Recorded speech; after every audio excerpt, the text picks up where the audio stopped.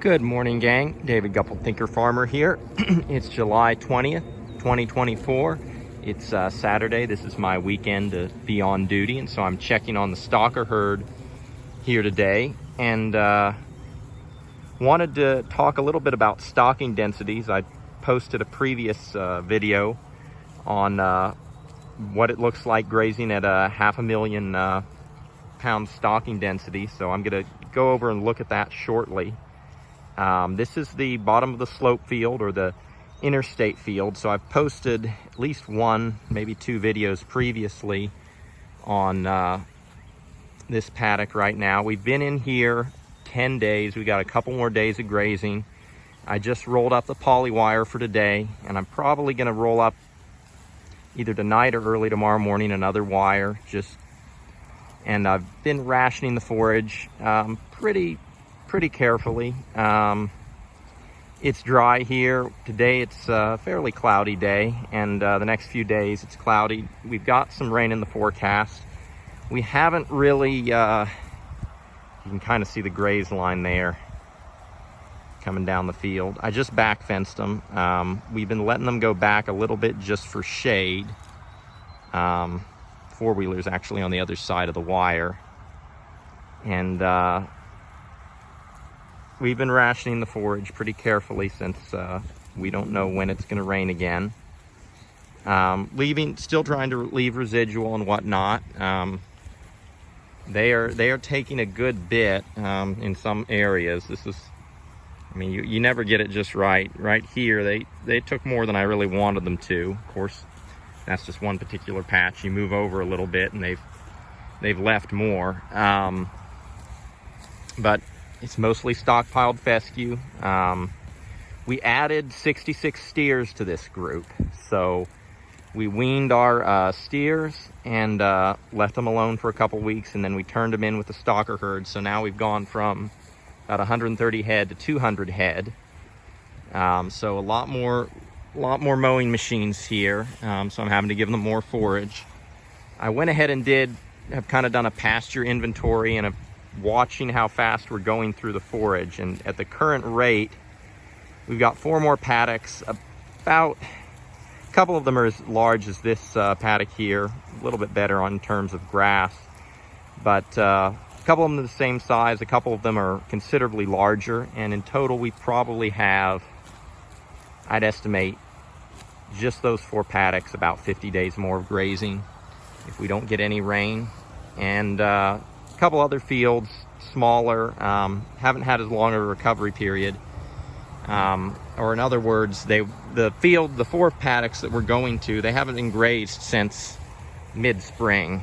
But we've got a couple other paddocks that were kind of late spring, right before summer hit, and they had some soil moisture, so they're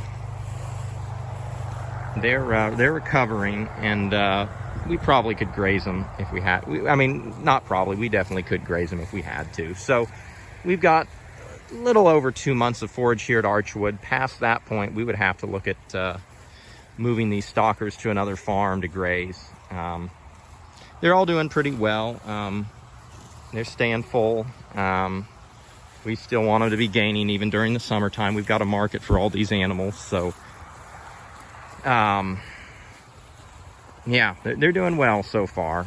I'm pretty happy. I would love for it to rain with next week. I'm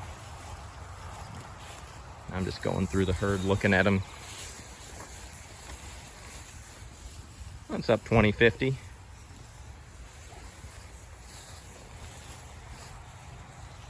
Yeah, they definitely have a lot of grass here. This is one of the lower spots in the paddock, so this is probably some of the best forage in it. Anyway, I'm going to go over, I said we were going to look at stocking densities and kind of the effects. So we've got basically 3 paddocks that I made, about a fifth of an acre, 3 separate days, and not all in succession. All of them were around the water point, as I explained in in, I believe it was the last video, that we're essentially doing a ripple effect around the waterer. And so our goal is to stimulate the biological activity around the waterer and essentially slowly ripple out over the paddock and create a higher quality forage base that hopefully would also be way less weeds. I say weeds. Way less buckbrush, way less multiflora rows, and frankly, I wouldn't mind a little less wing stem. So, water point's of course right there. We're using a garden hose off of that to run to our stock tank over there. Of course, they've grazed over this some, which amazes me because they had trampled it, but right to the right of that reel you see there, because I've got their mirror fount fenced off. If you came down,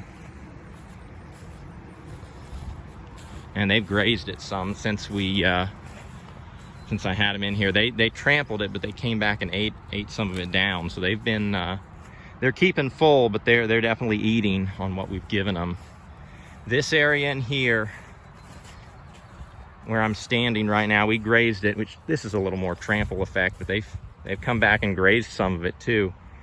They were in here at 500,000 pounds stocking density, and you can see they really didn't.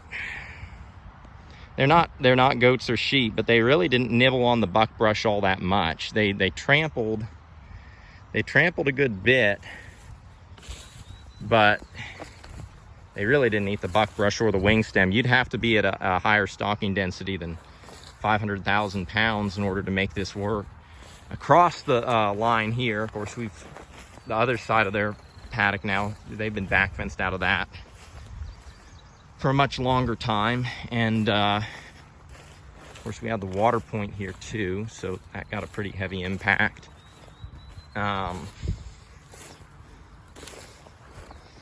they might have nibbled on the buckbrush some. They trampled it more than anything else. This is one of the other 5th acre areas that I put in as at a high stocking density, and it would have come out right about from there. That reel is over. I've already taken up a lot of my posts, so it's hard to, you can actually see the line here. Right here, right in front of me, it's all trampled and laid over. But you go a few steps over right here, the grass has been nibbled on, but it's still sticking up straight. I don't know if you can see that in this video. You can kind of see a difference where it's been trampled and where it's been grazed. On the left, it's been grazed just at pretty light density, and on the right, you can kind of see where it's been trampled and laid over. And then that goes back up in there into the multiflora rows and buckbrush about, from where I'm standing, about another 30 yards, 40, maybe 30, yeah, 30, 40. But we're gonna see what happens with this. My conclusion from doing this, really not an experiment. We know it's that ultimately stocking densities are gonna improve improve your overall forage quality and your pastures, but my conclusion from it is, at least for my stockers, which I'm keeping really well fed on the whole, you're not going to see a lot of nibbling on the weeds or the buckbrush and the multiflora rows and wing stem. I mean, if you wanted to really get that done, you either need, you really need a different class of animals. You'd either need cull cows or something with a lower maintenance requirement, or you need sheep or goats. What we are doing here that is beneficial is we're trampling a lot of forage. And whether it's trampling the grass, some of the buckbrush, I mean, they did eat on the multiflora rows some. You can come in here and look. This is not this multiflora rose has had a bunch of its leaves whacked off. And several of the other plants too. So they've definitely nibbled on the multiflora rows. But if we were trying to eradicate it, looking at it now, I don't think we're gonna get rid of it. We might slowly set it back. But I guess we'll see when it comes back. We're gonna go ahead and we're gonna go ahead and bush hog it. And you know, I mean, if we come back consistently year after year and use high stocking densities, we'll see how it ends up. But anyway, wanted to kind of show what the end result was. We got a lot of forage trampled from our high stocking densities. We got some things, some plants nibbled on, but our primary benefit with the stalker herd is not going to be eating the undesirables at those high densities. It's going to be trampling the forages in.